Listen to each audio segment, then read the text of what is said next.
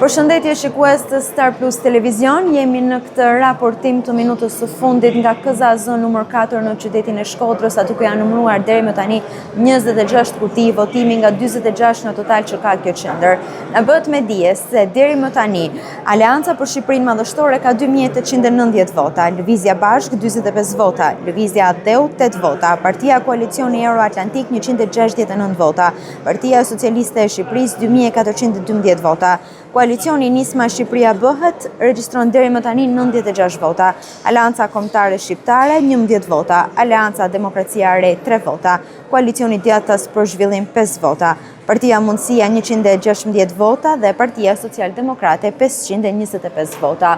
Ishte ky një raportim i minutës fundit lidhur edhe me procesin e numërimit votave në KZAZ numër 4. Sigurisht që për të tjera informacione në kohë reale mund të na ndiqni në transmetimin maraton në Star Plus Televizion, po ashtu edhe në rrjetet tona sociale. Për Star Plus, Nereida Vitoja.